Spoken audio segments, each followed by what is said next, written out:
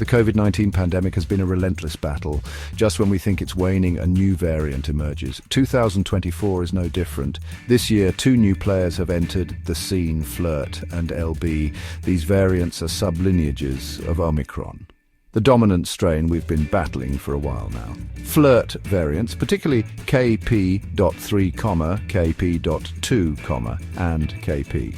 1.1, surged in the summer of 2024.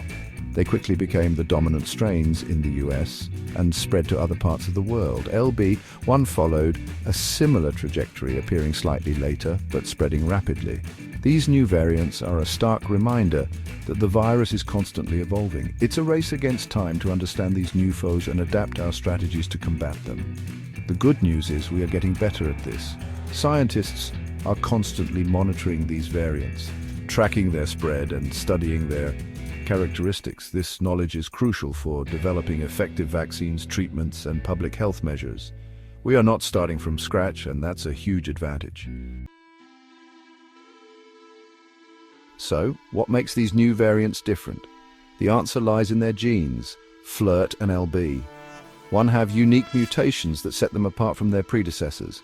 These mutations affect the spike protein, the part of the virus that latches onto our cells. One notable mutation in Flirt variants is the F456L mutation. This mutation has been linked to increased transmissibility, meaning it could be easier to catch these variants. LB. One shares some mutations with Flirt, but also has a unique mutation called SS31del. This mutation is of particular concern because it has been associated with immune escape. In simpler terms, it means LB. One might be better at evading our immune system's defenses, even if we've been vaccinated or previously infected.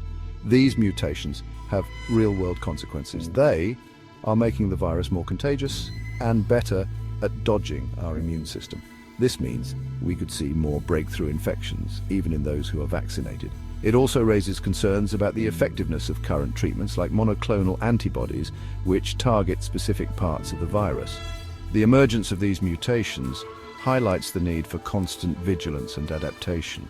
We need to be prepared for the possibility that new variants may emerge with even more concerning mutations. The good news is we are not defenseless against these new variants. Vaccines are still our best line of defense. While their effectiveness may be slightly reduced against Flirt and LB.1, they continue to provide significant protection against severe illness, hospitalization, and death. The scientific community is already working tirelessly to update vaccines to target these new variants specifically.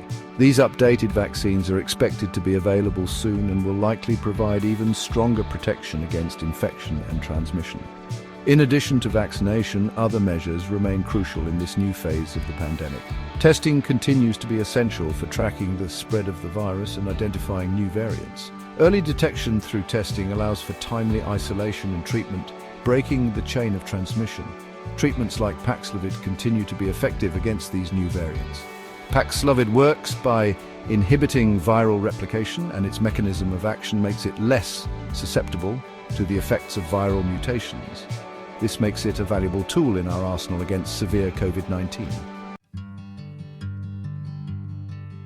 The emergence of Flirt and LB.1 underscores a crucial point. The COVID-19 pandemic is not over. We are in a new phase, one characterized by a constantly evolving virus.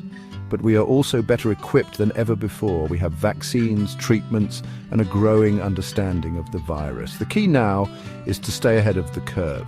This means getting vaccinated and boosted as recommended, getting tested if you experience symptoms or have been exposed, and following public health guidelines such as wearing masks in crowded indoor settings. It's also important to stay informed about the latest developments in the pandemic. Reliable sources of information such as the CDC and WHO provide regular updates on new variants, vaccine recommendations, and other important information.